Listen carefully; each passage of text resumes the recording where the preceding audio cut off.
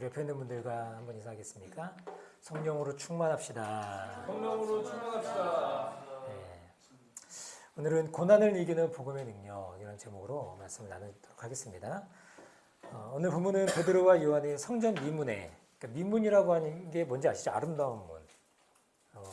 아름다운 문입니다. 아름다운 문에서 이제 제3시 이제 기도하러 시간, 이제 유대인들은 하루에 3번 기도하러잖아요. 근데 제9시가 되어서 이제 기도하러 올라가는 중에 누굴 만나냐면 미문에서 안진뱅이, 그러니까는 장애인을 만난 거죠. 태어나면서부터 이제 장애가 된 사람을 만났습니다. 그리고 그를 고치게 되었던 거죠. 근데 이 사람이 40살이 넘었다, 오늘 본문에 얘기하고 있는데, 그러니까 굉장히 오랜 시간 동안 고통당했던 사람을 베드로와 요한이 기도하러 가다가 고친 사건이 있었다는 거예요. 근데 이 사건이 다 퍼져가고 있었고, 사도들이 이걸 설교할 때 어떻게 설교냐면, 너희들이 죽인 그 예수가 이 사람을 낫게 한 것이다. 이 사람을 구원한 것이다. 이렇게 얘기를 했단 말이에요. 그러니까는 아마도 그러니까 이 이야기들을 거기 있는 이제 사두개인들을 이제 제사장 그룹이잖아요. 제사장들에게 보고를 했던 것 같아요. 그러니까 성비 경비 대장 시켜가지고 이제 베드로와 요한을 구금시킨 그런 모습인 거예요. 그러면서 이제 이야기가 전개되고 있는 겁니다. 그래서 대제사장들이 이제 신문을 하는 거예요. 신문을 하면서 7절에 뭐라고 하냐면 이렇게 얘기합니다. 사도들을 그 가운데 세워놓고서 물었다는 거예요. 그대들은 대체 무슨 권세야 누구 이름으로 이런 일을 했는가? 이렇게 이제 물으면서 이제 압박을 해오기 시작한 거죠. 그래서 이런 위협적인 질문에 성령으로 충만한 베드로가 어떻게 답변을 하냐면 이제 9절에 이렇게 얘기합니다. 제가 이제 개역 성경으로 읽어드릴게요. 만일 병인에게 행한 착한 일에 대하여 이 사람이 어떻게 구원을 얻었느냐고 오늘 우리에게 질문하면 이렇게 말씀하고 있죠. 그러니까 우리가 보는 세번역에는 이 사람이 나았던 것을 얘기하고 있는데 개역 성경에는 이 사람이 어떻게 구원받았는 것을 너희가 얘기하느냐라고 얘기하는 거예요. 여기서 베드로는 무엇을 말하고 있냐면 이 병인이 나은 것에 대해서 구원 얻었다 이렇게 얘기하고 있는 거죠. 이 구원이라는 이 단어가 헬라어로 보면은 소주오라고 하는 단어인데 이 뜻이 뭐냐면 죄와 심판에서 구원하다. 물론 낫다, 치유되다 이런 뜻도 없는 건 아닌데 사실은 여기서 중의적 의미가 다 쓰이는 것 같기는 해요. 근데 저 방점이 어디냐면 이 사람이 구원받은 것을 더 이야기하고 있다고 봅니다. 그래서 베드로는 이렇게 말하는 거예요. 오늘 이 사람이 구원받은 사건을 너희가 물어보는 것이라면 그 답이 어디 있느냐? 바로 10절에 있고 더 정확한 답은 12절에 있다. 이렇게 얘기한다는 것이죠. 10절이 뭐라고 말합니까 오늘? 10절 같이 한번 읽어볼까요? 자, 10절입니다. 자, 시작. 여러분 모두와 모든 이스라엘 백성은 이것을 알아야 합니다. 이 사람이 성한 몸으로 여러분 앞에 서게 된 것은 여러분이 십자가에 못 박아 죽였으나 하나님이 죽은 사람들 가운데서 살리신 나사렛 예수 메시아의 이름을 힘입어서 된 것입니다. 이렇게 얘기하는 거예요. 한마디로 뭐예요? 너희가 죽인 예수, 그 예수가 부활했다. 부활했다고 하는 거예요. 그의 메시아, 그 부활하신 그 메시아의 이름이 너희가 보는 이 사람을 낫게 하였고 구원하게 하였다. 이렇게 얘기하는 것이죠. 그리고 또 중요한 이 구원의 문제를 12절에 어떻게 얘기합니까? 12절에 제가 개역한 걸로 한번 읽어드릴게요. 12절은 우리가 너무 잘 알고 있는 말씀이죠. 다른 이로서는 구원을 얻을 수 없나니 천하 인간의 구원을 얻을 만한 다른 이름을 우리에게 주신 일이 없느니라. 이것도 익숙하지 않습니까? 저는 굉장히 익숙한데 저는 어렸을 때도 성경 봐가지고 이렇게 외우는 게 이렇게 외우기도 했고 옛날에 다른 이름을 구원을 얻을 만한 다른 이름을 주신 적이 없다. 그렇게 얘기하는 거예요. 근데 여러분 이 내용은 뭐냐면 유대인들이 받아들이기 굉장히 어려운 내용이에요. 특히 그 당시에 예수를 잡아다 죽인 사람들은 이 이야기는 정말로 받아들이기 어려운 내용인 거죠. 그들이 죽였던 사람이거든요. 그들이 죽였던 예수가 살아났다는 거예요. 부활했다는 거예요. 부활했고 그리고 그 이름으로 이 사람이 걷게 되었다. 낫게 되었다. 이 사람이 구원받았다. 이렇게 이야기하고 있는 겁니다.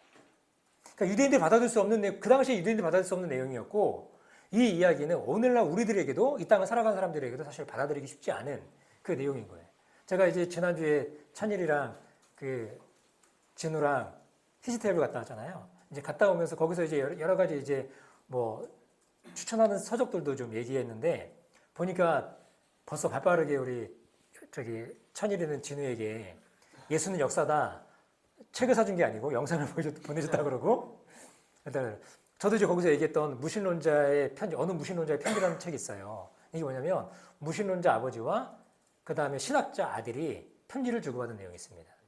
그래서 아버지가 질문을 하고 신학자는 아들이 이렇게 답변을 하는 그런 내용인데 제가 샀거든요. 절판된 책인데 제가 중고로 샀어요. 여러분 놓을 테니까 보시면 좋을 것 같아요. 아주 굉장히 흥미로운 내용일 겁니다. 근데 거기서 얘기했던 중에 하나가 뭐냐면 예수는 역사다의 리 스트로베리라고 하는 사람이 시카고 트리뷴지의 기자잖아요. 근데 이 기자가 정말 기자 정신, 그리고 또 법학자의 사람이 법을 전공한 사람이에요. 그래서 법과 그다음에 그러니까 법인데 어떤 사건 형사, 그러니까 사건 같은 걸 이렇게 추적하는 약간 그런 건가 봐요. 이 사람이 그래가지고 그거를 추적하는 거죠. 그러면서 기자 특유의 정신을 가지고 이걸 하나하나 논리적으로 풀어가는 그런 내용인데 거기서 가장 주되게 다루는 내용이 뭐냐면 부활과 관련된 내용입니다. 그래서 부활을 어떻게 내가 또 책을 샀어요. 어떤 책을 샀냐면 절판돼가지고 부활은 믿을 수 있는 뭐 그런 건가 그런 내용이에요. 그것도 저자가 누구냐면 리 스트로베리입니다. 근데 그 사람이 굉장히 얇은 소책자를 낸 거예요. 부활에 관련돼서만. 근데 되게 흥미롭더라고요. 제가 좀 설교 준비할 때 읽었는데 되게 재밌습니다.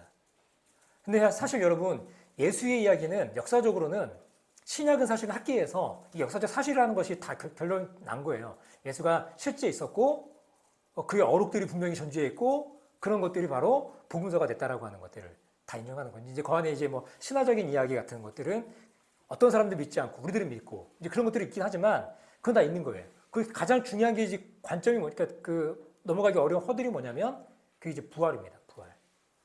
부활이 너무 어렵잖아요. 근데 부활의 그런 증명들을 해나가는 거죠. 근데 가장 부활에 있어서 가장 중요한 증거가 뭡니까? 많은 사람들이 얘기하는 거지만 그게 부활의 증인들이었어요. 오늘 나오고 있는 이 사람들. 자신의 목숨에 경각에 달려도 이 복음을 오늘 복음이잖아요. 내가 보고 들은 것을 증거하지 않을 수 없다. 협박이 있고 회유가 있고 나중에 가면 사실은 사자밥으로 던져지는 그런 상황들이 있단 말이에요. 근데 그런 상황 속에서도 이들이 그걸 할 수 있는 건 뭐냐. 부활을 정말 받기 때문에 이것이 가능했던 것이지 그게 아니면 어려웠다. 이게 가장 확실한 부활의 증거가 바로 증인들이다. 그 얘기를 하는 것이죠. 이 땅에 많은 사람들이 이 사실에 반감을 가져요. 특히 현대는 여러분 절대 진리를 수용하지 않는 포스트 모던 사회이지 않습니까? 그러니까 포스트 모던 사회의 특징이 있잖아요. 진리가 절대화되지 않는 거. 너도 진리고 나도 진리니 서로의 진리를 포용하고 인정하자. 여러분 이게 포스트 모던 사회의 특징입니다. 이러한 사상은 종교다원주의를 만들어가는 거죠. 오늘 이 베드로의 선언은 종교다원주의를 사는 오늘날 우리들에게 주는 메시지가 좀 크다고 봅니다. 천하 인간이 그 어떤 이름도 우리에게 구원을 줄 만한 다른 이름이 없다. 오직 예수의 이름 말고는. 이거를 선포하고 있는 것이죠. 현대인들은 이렇게 생각할 거예요. 유대인 역시 구원을 받으려면 주 예수의 이름을 믿어야 한다는 베드로의 주장이 아직과 교만과 독선으로 가득 차 있는 주장이다. 그렇게 얘기할 겁니다. 그래서 그런지 급진적인 신학자들은 예수 그리스도에게만 구원이 있다는 절대적이고 배타적인 진리를 거부하는 그런 신학자들도 있다라고 하는 거죠. 그렇게 다른 종교를 믿어서 구원받는 사람들도 있을 수 있다. 타 종교에도 구원이 있다. 또 그렇게 얘기하는 사람들도 있다고 하는 겁니다. 그리고 타 종교에서 기독교의 개종을 전제로 한 복음 전도나 설교 사역은 종교 간의 갈등이 일어나거나 아니면 비인격적이기 때문에 하면 안 된다. 물론 틀린 말은 아니죠. 그러나 우리가 인격적으로 복음을 증거하는 모습들이 우리 가운데 여전히 필요한 것이고 우리가 보고 들은 것들을 증거하지 않을 수 없다라고 하는 이 당시의 사도들의 고백과 같이 우리들 또한 우리 살아가는 삶 속에서 우리가 해야 될 일은 무엇이냐면 우리가 보고 들은 것을 증거하는 삶이라고 하는 거예요. 오늘 이 베드로의 선언을 우리 좀 깊이 생각해 봤으면 좋겠습니다. 천하 인간의 구원을 얻을 만한 다른 이름을 우리에게 주신 일이 없어요. 예수 말고는. 죽었다가 다시 사신 예수 그리스도 이름 외에는 그 어디에도 구원을 가져올 이름이 없다라고 하는 것이죠. 놀랍게도 사도들은 이 진리 때문에 고난을 당합니다. 그리고 심지어 저승사에 의하면 모두가 다 순교를 당했다고 하는 것이죠. 이것은 사도들만이 생각이 아니라 신약 성경의 근본적인 가르침이고 신약 성경이 이야기하는 사상이라고 하는 거예요. 21세기를 살아가는 기독교는 모든 방면에서 이 진리를 포기하도록 압박과 회유, 압력을 받고 있는 그런 시대를 살고 있어요. 여러분들은 안 그렇습니까? 여러분들이 입술을 열어서 누군가에게 이 복음을 증거할 때 이런 이야기는 서로 부담스러운 이야기니 안 해야지 하는 압박과 회의 여러분 그런 게 없으세요? 심리적으로, 내적으로 그게 없겠어요? 당연히 있죠. 예수님의 이름으로만 구원을 얻는다는 주장을 포기하면 더 이상 박해를 받지 않아도 될 것입니다. 그 당시에는 21세기 오늘을 살아가는 우리들에게는 미개인 또는 굉장히 그 뭐랄까요 독선과 고집을 가득 찬 사람 이런 소리 안 들을 수도 있습니다. 그러나 반대로 계속해서 이 주장을 굳게 붙들고 있다면 온갖 비난과 박해를 또는 조롱을 우리는 받을 수도 몰라요. 실제로 현대 기독교는 점차적으로 소수 종교로 전락하고 있다고 합니다. 그러니까 우리가 이제 소수자가 되는 거예요. 옛날에는 기독교인들이 우리나라도 보면 20% 넘잖아요. 뭐 유럽 같은 경우에는 거의 태어나면 다 뭐 유럽에서 무덤까지 다 기독교 문화권 안에 있기 때문에 자기가 원하지 않아도 기독교 안에서 살아야 되는 거잖아요.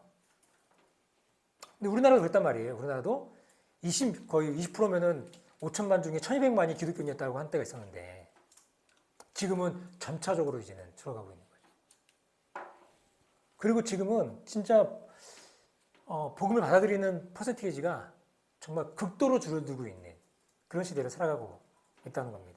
이러한 시대적 상황 속에서 교회는 또는 우리들은 이 사도들의 목숨을 걸고 선포하고 사수했던 이 진리를 우리는 어떻게 사수하고 이것을 증거할 것인가? 그러니까 우리의 숙제인 것이죠.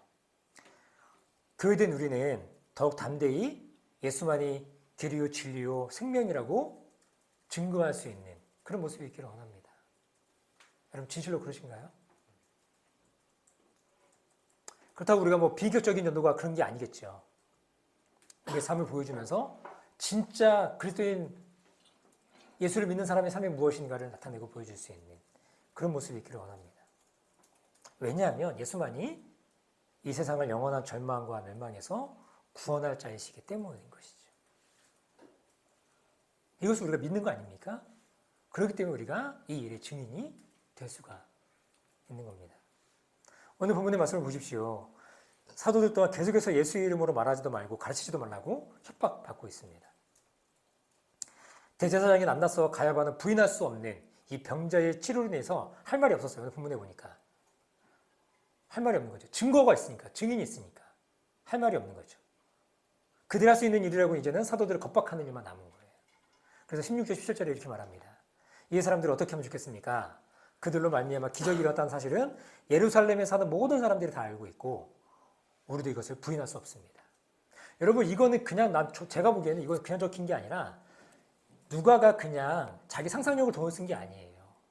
누가는 여러분 아직 제가 지난주에 얘기했지만 누가는 이 자료를 굉장히 많이 모았던 것 같아요.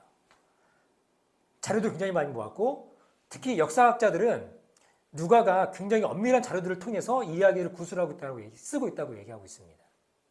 그 뭐예요? 예루살렘에 사는 모든 사람이 이걸 다 알고 있다는 거예요. 우리도 이것을 부인할 수 없다. 다만 이 소문이 사람들에게 더 퍼지지 못하게 앞으로는 이 이름으로 아무에게도 말하지 말라고 그들에게 엄중히 경고합시다.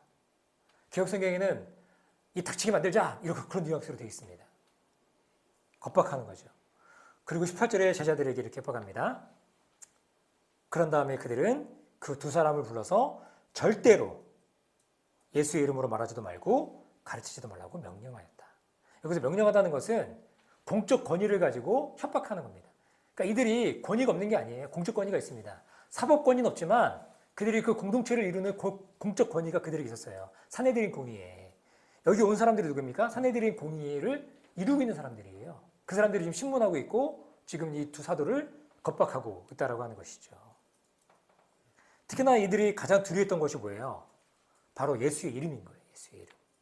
자신들이 죽인 예수의 이름을 이들은 두려워하고 있는 것이죠. 그래서 무엇이라고 말합니까?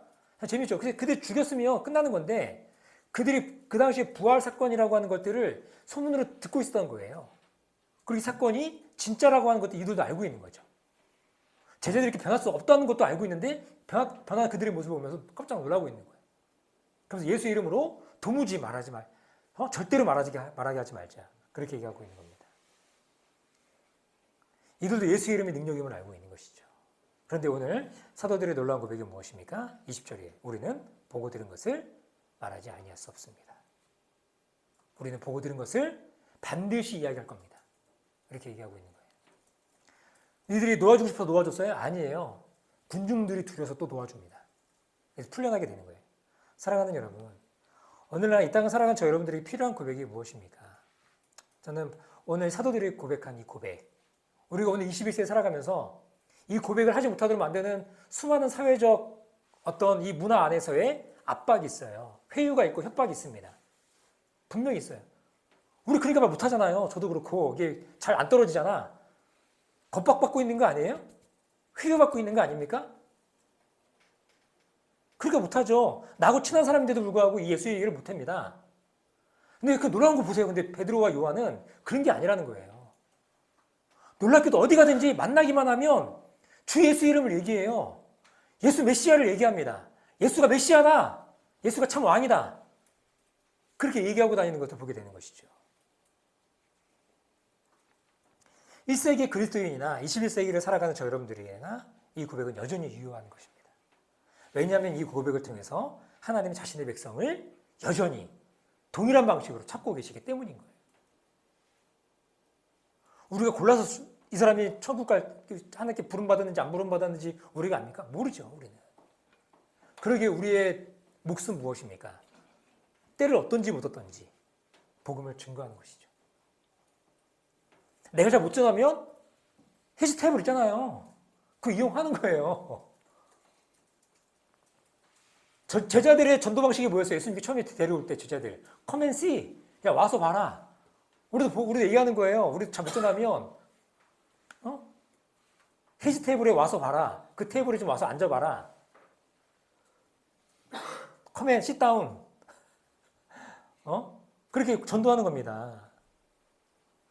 여러분, 공동체의 회심의 역사가 나타나지 않으면 그 공동체는 건강한 공동체라고 얘기할 수 있을까요? 그 공동체가 교회 공동체라고 한다면, 복음을 증거하는 공동체라고 한다면, 건강한 공동체는 회심의 역사가 계속해서 일어나는 공동체일 거예요.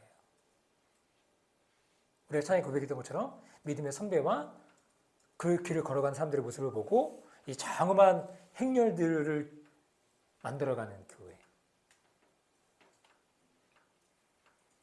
복음 전도를 통해서 불신자가 회심하는 일이 거의 없다면 우리는 심각하게 복음 전도에 대해서 다시 한번 생각해 볼 필요가 있는 것이죠. 오늘 사도들의 고백인 우리는 보고 들은 것을 말하지 아니할 수 없습니다. 이 고백이 어떤 의미를 담고 있는가? 우리는 사실 고민해 봐야 되는 것입니다. 사도들은 자신들이 품고 있는 진리가 다른 진리들을 대체할 수 없는 진리임을 믿었던 거예요.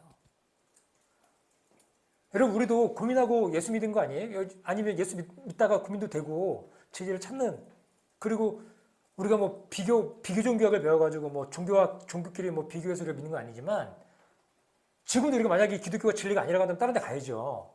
근데 우리가 정말 기독교가 진리라고 한다면, 사도들처럼 이 기독교 바른 진리고 진짜 진리라고 한다면 이것을 우리가 전하는, 증거하는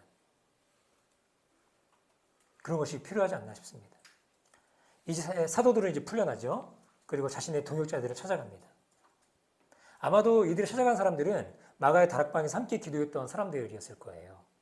사도들은 지금껏 자신들이 겪었던 이야기들을 나눕니다. 어떤 이야기가 나왔다고 얘기하고 있어요? 보고 들은 것을 말하지 말라고 하는 협박, 예수 이름을 얘기하지 말라고 하는 협박, 그런 일들이 있었다라고 하는 걸 나누고 있는 것이죠.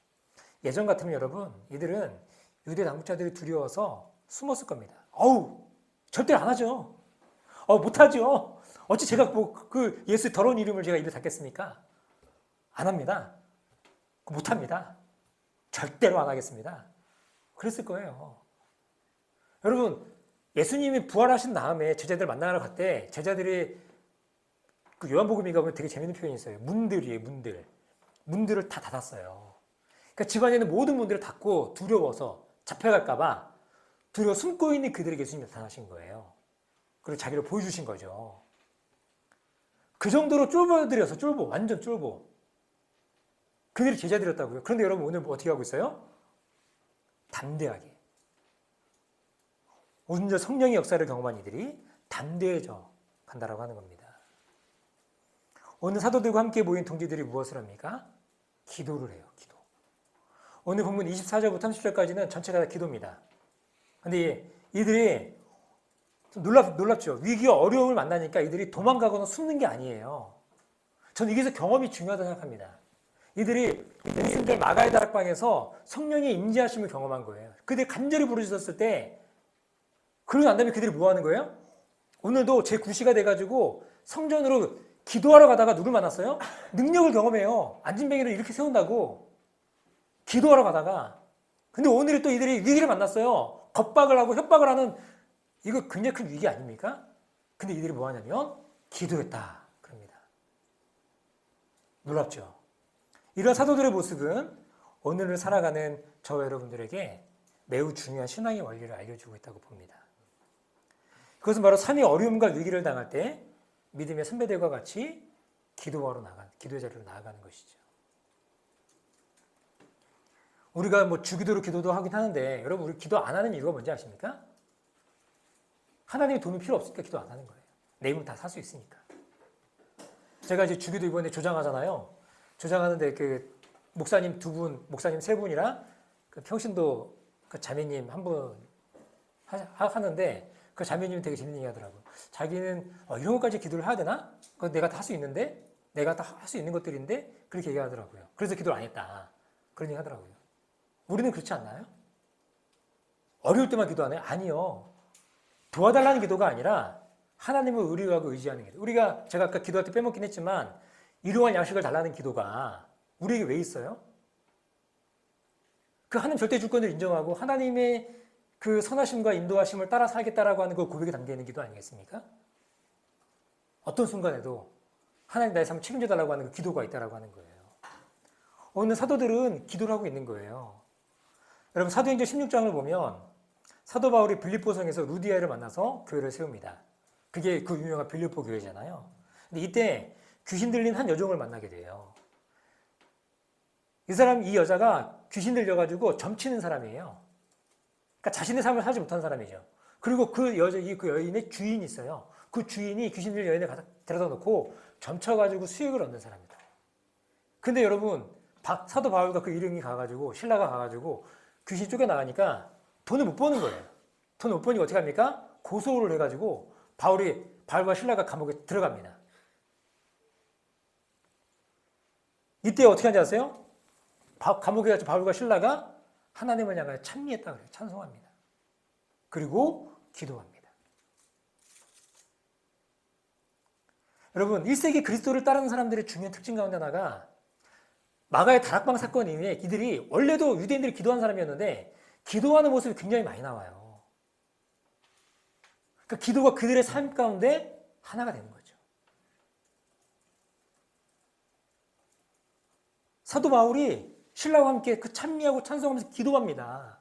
그때 옥문이 흔들리고 열려요. 여러분, 1세기 그리스도인들은 기도의 삶을 살았어요. 왜 그랬겠습니까? 예수를 믿고 살아가는 삶 자체가 고난을 포함하고 있는 거예요. 오늘 사도들을 보십시오. 그리고 그토록 수많은 고난을 당했던 바울을 보십시오. 예수를 믿고 따르는 그들의 삶에 고난은 옵션이 아니라 그냥 필수였어요. 내가 예수를 믿고 따른다? 그거는 뭐냐면 내가 고난을 감수하겠다. 내가 예수 믿는 어려움들 내가 그냥 감수하겠다라는 거예요. 여러분, 당시 기록에 보면 예수 믿는 사람들은 그 원형 경기장에 사자밥이 되게 만들었는데 양의 탈을 씌워가지고 사자밥을 되게 만들어요. 사람들이 그러니까는 원래 다른 사람들은 그 기독교 말고 다른 사람들도 사용시킬 거 아니에요. 이 사람들 어떻게 하냐면 사자를 펴서 막 도망 다녀요. 그럼 굶주린 사자가 막 쫓아다니면서 앞발을 확 휘죠. 그러면 막 날아갈 거 아니야. 그럼 가가지고 이제 막 어디부터 먹을까? 머리부터 뜯어 먹을까? 다리부터 뜯어 먹을까? 그걸 보면서 이게 스포츠야. 열광한단 말이에요. 즐거워요. 막 미쳐 사람들이. 그걸 보면서 그게 스포츠라고요. 근데 여러분, 그 당시 그리스도인들은 죽음 앞에서 의연한 거예요. 왜냐하면 부활의 소망이 있기 때문에. 진짜 믿기 때문에. 그러니까 스포츠를 즐기던 그들이 아무런 저항 없이 죽는 그들의 모습을 보면서 야, 이거 뭐지? 어떻게 저럴 수가 있지? 재미가 없는 게, 야, 집어쳐라. 재미 하나도 없다. 그리고 기독교 신앙에 대해서 관심을 갖기 시작했다는 겁니다.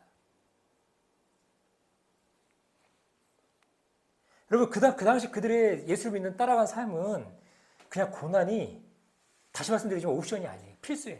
내가 예수 믿고 따라간다? 내가 예수 메시아 족속이 된다? 라고 하는 것은 그냥 나는 고난받고 살겠다라고 하는 그런 모습이었다고 하는 것입니다. 그래서 그들의 삶은 기도가 필수였어요. 그들이 죽음 앞에서 뭐 했겠어요? 다 기도했다 그래요. 그래서 마라나타 그랬겠죠. 주 예수여 어서 오시옵소서. 이들은 오히려 위기 어려움을 당할 때마다 기도하는 거예요. 여러분 이때 바울과 신라 어떻습니까? 옥문이 열리고요. 묶였던 착고가 풀렸다고 얘기하고 있어요. 도망갈 수 있는 환경이 열린 거예요. 근데 여러분 바울과 신라가 도망가던가요? 아니요. 그 상황 속에서 그 모든 자신의 상황 속에서 어떻게 이 예수의 복음을 나눌까를 고민하고 있는 사람들이었던 거예요.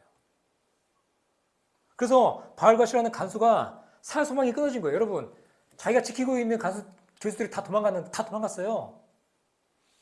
그러니까 이 사람이 자기 칼을 꺼내가지고 자결 하려고 그랬단 말이에요. 그랬더니 어떻게 합니까? 바울과 신라가 우리 안 도망간다고 그렇게 얘기합니다. 그 주변 찰나에 복음을 전해요. 뭐라고 합니까? 우리 유명한 얘기 주 예수를 믿으라. 그래야 너와 내 집이 구원을 얻으리라. 그렇게 얘기한단 말이에요. 그리고는 그의 간수의 모든 가족들이 세례를 받았대요. 그리고 메시아 족속이 됩니다. 그들도. 그리스도인이 되었다는 거예요. 그들도. 복음을 나누는 삶이에요. 그들에게 이게 복음이 진짜니까 이걸 나누는 것이죠. 사랑하는 여러분, 제가 지난주에 말씀드렸던 건데 다시 말씀드리지만 진정한 성령 충만이라고 하는 건 뭐 능력을 받아 병을 고치고 이상한 방언을 말하고 하는 것이 아닙니다. 능력해가는 게 성령 충만이 아니에요. 제가 성경에서 성령 충만이라고 하는 장면을 검색해봤어요. 성령 충만하고 그게 어떤 장면에서 이게 드러났는지를 검색해봤거든요. 그러더니 단 한 곳도 기적이 나타나는 곳에 성령 충만이 있지 않다는 겁니다. 단 한 곳도. 성령 충만이 쓰여진 가장 많은 경우는 어딘지 아세요? 하나님의 말씀을 선포할 때예요. 하나님의 말씀을 선포할 때 그때 성령이 가장 강하게 역사하더라는 거죠. 성령이 오늘도 그러잖아요. 이들이 성령이 충만해서 막 진동하고 막 그러잖아요. 자기 있는 곳에 진동하고 성령 충만해서 그들이 담대하게 복음을 증거하는 그게 성령 충만인 것입니다. 하나님의 말씀을 전할 때 그때 성령께서 강하게 역사하셨다라고 하는 거예요. 여러분 진짜 성령의 역사를 강하게 경험하고 싶으세요, 여러분? 성령님 전도 현장 나가면 돼요, 여러분. 할렐루야. 성령님이 가장 좋아하신대요, 진짜. 왜냐하면 성령 어떤 영이에요? 예수의 영. 예수를 증거하는 영이기 때문인 거죠. 제가 지난주에 말씀드렸잖아요. 성령은 예수의 영이에요. 사도행전에 누가가 사도행전에 계속 그렇게 드러나고 있어요. 예수의 영이다. 복음을 전하는 현장에 하나님의 성령께서 강하게 역사하시더라는 거죠. 이제 내용의 구체적인 기도의 내용 들어가 볼까요? 이들은 무엇을 기도합니까? 24절에 보니까 이렇게 되어 있어요. 개혁성경이 이제 읽어드릴게요. 그러니까 세 번역에는 여기 대주제어라고 하는데 개혁성경이나 개혁개정에는 근데 여기는 그냥 주라고만 번역했더라고요. 근데 들어보십시오. 저희가 듣고 일심으로 하나님께 소리를 높여 가로되 그들이 이제 기도하는 거예요. 기도하는데 모여서 기도하는데 이렇게 기도합니다. 저희가 듣고 어떤 걸 들었어요? 협박과 회의를 들은 거죠. 그리고 일심으로 마음을 합해서 하나님께 소리를 높여 가로되 대주제여 천지와 바다와 그 가운데 만유를 지으신 이요 이해합니다. 베드로와 요한이 당한 모든 이야기를 듣는 초대교회 신자들은 한 마음으로 기도하는데 누구를 부르고 있어요? 대주제를 부르고 있어요. 천지와 바다 그 가운데 만유를 지으신 즉 하나님 아버지를 향해서 기도하는데 이 대주제여가 무엇을 얘기하냐면 이게 그 당시를 다스리고 있는 통치자 그걸 얘기하고 있는 거예요. 근데 여러분 그 당시 통치자가 누굽니까? 당시 로마의 식민 지배 받고 있는 시대 아니에요? 로마의 통치자가 황제입니다. 황제가 당시 신이었어요. 신으로 추앙받는 시기였습니다. 그래서 모든 로마가 통치하는 곳에 황제를 숭배했다라고 하는 거예요. 근데 오늘 초대교회 신자들이 고백하는 게 뭐예요? 그들이 고백하는 게 로마의 황제가 다스리고 있는 그 땅의 대주제요. 진짜 왕은 누굽니까? 하나님이십니다. 이 모든 만물을 만드신 하나님이 당신이 바로 이 땅의 통치자고 왕이 되십니다. 라고 하는 그 고백을 하고 있는 거예요. 이들이 기도하면서. 지금은 비록 눈에 보이는 로마 제국의 황제 또는 자치권을 부여받은 사내들인 공유에 다스려지는 것 같지만 그러나 현상을 넘어 실제로 이 땅의 주인이요. 통치자가 누구라고 선포하고 있는 거예요? 하나님이라고 선포하고 있는 거예요. 주 예수님이라고 선포하고 있는 겁니다. 여러분 우리도 이것을 보아야 되는 것이죠. 여러분 오늘날 다스려지는 우리가 살아가는 세상 가운데 우리를 겁박하고 우리를 두렵게 만들고 우리를 그리스도인이 살아가지 못하게 만드는 회유하는 그런 많은 영역들 가운데 우리가 어떤 경우에 막 주눅 들고 어렵습니까? 이 세계가 실제 같잖아요. 이게 이 땅이 진짜. 근데 여러분 그 너머를 보는 거죠. 그러니까 이들이 그걸 본 거예요. 그걸 보니까 이렇게 고백하는 거예요. 다스리는 이 땅의 황제가 진짜 왕이 아니고 참 왕이, 참 통치자가 있다. 그게 하나님이시다. 이거 보는 것이죠. 우리도 이것을 볼 수 있었으면 좋겠어요. 이 사실에 눈이 떠질 수 있기를 바랍니다. 여러분 그때 우리가 하나님 나라 살 수 있는 거예요. 이걸 못 보는데 하나님 나라 산다고요? 그거 거짓말하는 거지. 여러분 그 나라를 진짜 보니까 그 나라가 실제인 걸 우리가 아니까 이 세상이 그냥 이렇게 살다가 끝나는 게 우리 삶이 아니고 진짜가 있으니까 그걸 보니까 우리가 살아갈 수 있는 거 아니에요? 그게 소망 아닙니까? 그러니까 우리가 하나님 나라를 소망하는 거예요. 아버지의 나라가 이 땅에 오십시오. 이 고백 때문에 1세기 그리스도인들은 엄청난 박해를 받습니다. 사도들과 바울이 전한 복음의 핵심인 메시지가 뭐예요? 단 하나예요. 주가 왕이 되신다. 예수가 왕이 되신다. 바울이 가는 곳마다 이걸 전해요. 어떤 복음이요? 예수가 주와 왕이 되신다.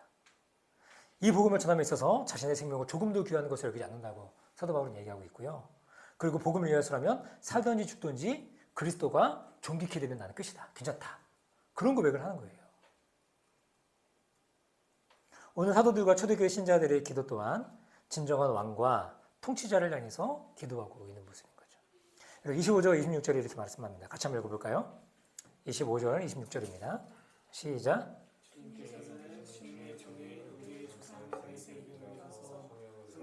이렇게 말씀하셨습니다. 어찌하여 이방 민족이 날뛰며 무백성이 헛된 일을 꾀하였는가? 세상 임금들이 들고 일어나고 통치자들이 함께 모여서 주님과 그의 메시아에게 대적하였다. 여러분 재미있는 게 이 말씀은 시편 2편 말씀을 인용하고 있는 말씀이에요. 여러분 뭐 보시면 알겠지만 각주가 되어 있나요? 오늘 초대교회 신자들이 인용하고 있는 시편 2편이 어떤 노래인지 아십니까? 제왕시라고 그래요. 제왕시. 근데 제왕시는 이게 여러분 1편 뭔지 아시죠? 복 있는 사람은. 그러니까 복 있는 사람이 어떤 사람이냐? 2편과 연결되는 거예요. 하나님의 왕됨을 고백하고 인정하는 사람이 진짜 복 있는 사람이다. 신학자들이 이걸 같이 봅니다. 하나로 통으로 봐요. 거의 다 대부분 학자들이. 그래서 제임스 루터 메이스라고 학자는 이렇게 말합니다. 이 시편 1편과 2편을 함께 짝으로 묶는 것은 여호와 아래 살아가는 삶을 다루는 모든 시편이 여호와의 통치라는 관점에서 이해되고 낭독되어야 된다. 그러니까 시편의 가장 중요한 1편과 2편이 그 시편의 모든 뒤의 내용들을 설명하고 있다고 하는 거예요. 복 있는 사람이 어떤 사람이냐? 이 제왕시를 따라 살아가는 삶이라고 하는 것이죠. 그 삶 안에 고통도 있고 어려움도 있고 여러 가지 많잖아요. 뭐 특히 다윗 같은 경우는 고민도 많이 얘기하고 자신의 대적들에 대한 토로도 많고 왜 없겠어요? 인생이 희노애락이 이 시편에 다 들어있잖아요. 그 인생이 어디 아래 있는 거예요? 하나님 통치 아래 있다라고 하는 걸 얘기하고 있는 것이죠. 그래서 하나님 통치와 다스리심을 노래하는 겁니다. 그 하나님 나라의 통치를 거부하는 것이 바로 그리스도를 대적하는 것이라고 얘기하고 있는 거예요. 여러분 보면 어떻게 됐어요? 세상의 군왕들과 관원들을 누구로 해석하고 있어요? 오늘 헤롯과 본디오 빌라도로 해석하고 있는 거예요. 그 바로 뒷절에 얘기하고 있잖아요. 그래서 예수님이 십자가 사건과 이걸 연결하고 있습니다. 그래서 이거 다 이루어졌다. 이 예언이 다 이루어졌다. 이렇게 얘기하고 있는 거 아닙니까? 왕 대신 하나님의 섭리 가운데 이게 일어난 사건이다. 이걸 얘기하고 있다고 하는 거예요. 그러면서 29절은 뭘 얘기합니까? 29절에 주님 이제 그들의 위협을 내려다보시고 주님의 종들이 참으로 담대하게 주님의 말씀을 말할 수 있게 해주십시오. 그러니까 그 모든 것들을 다 얘기하는 거예요. 얘기하면서 이 얘기하고 있는 거예요. 주님 그들의 위협을 이제 보십시오. 우리들을 보십시오. 주님의 종들이 참으로 담대하게 그럼에도 불구하고 담대하게 주의 말씀을 증거하겠습니다.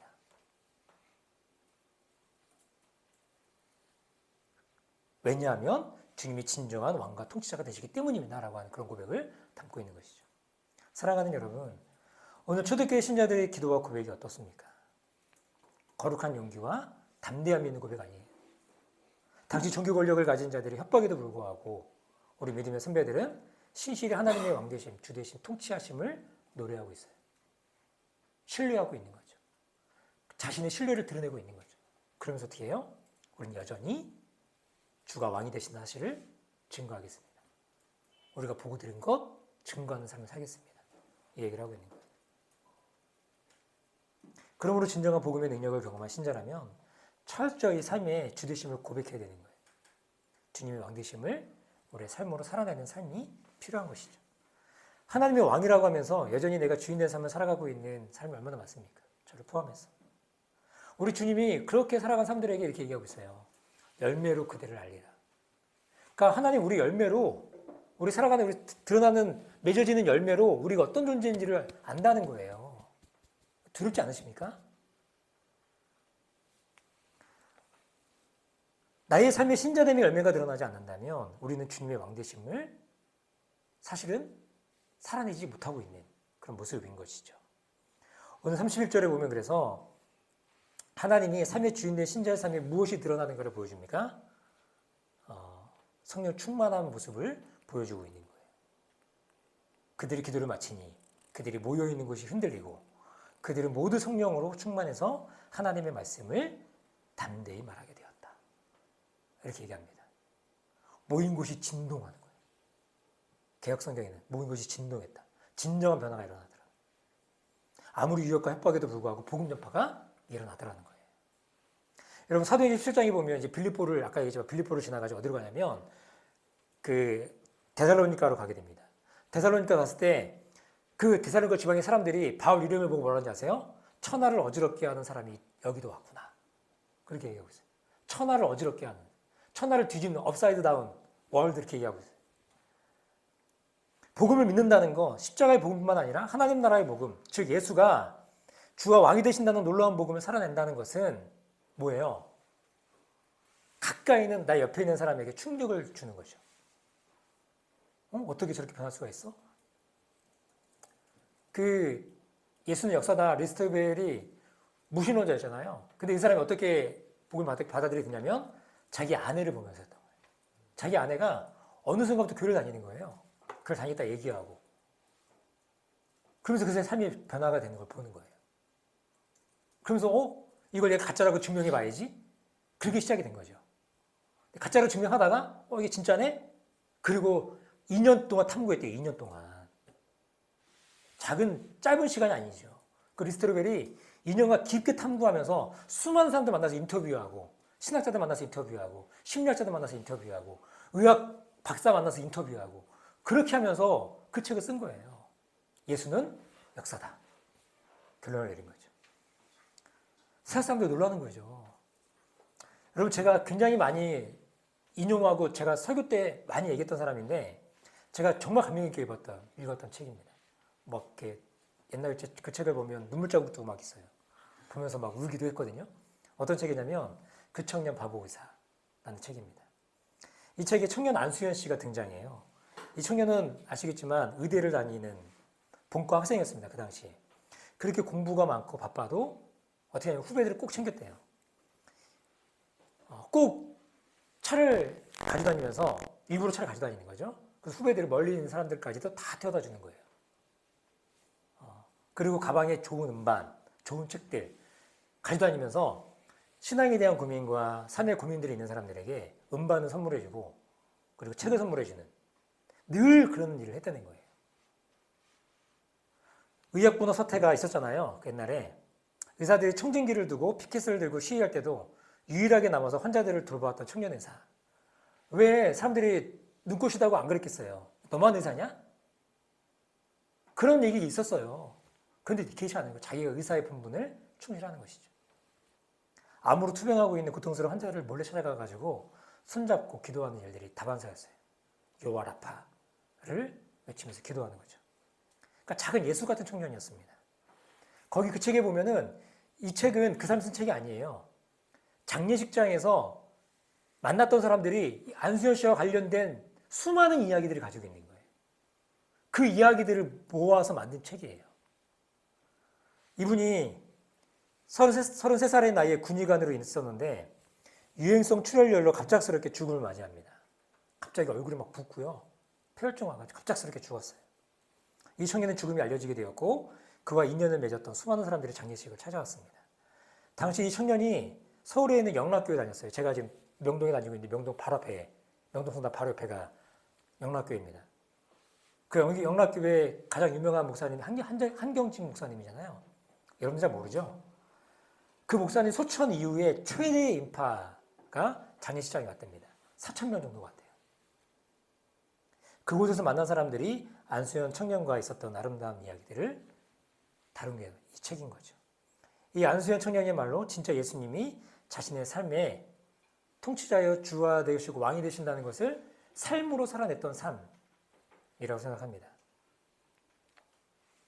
우리 주님은 안수현만 이런 삶을 살 수 있다고 말하지 않으셨던 거죠. 우리 삶에서도 자그마하게 우리 예수님이 주와 왕이 되신다는 것, 우리 예수님이 참 메시아가 되신다는 것, 이것을 증거할 수 있기를 바라요. 하나님 나라 복음은 이러한 삶으로 저 여러분들을 인도해 간다라고 하는 겁니다. 이렇게 세상을 변화시킨 그리스도인의 삶의 구체적 정황, 아까 얘기했잖아요. 삶이 열매로 안다 그랬는데 그럼 이들이 어떤 열매를 드러냈느냐라고 하는 거예요. 저는 그 말씀이 32절부터 37절의 말씀이라고 봅니다.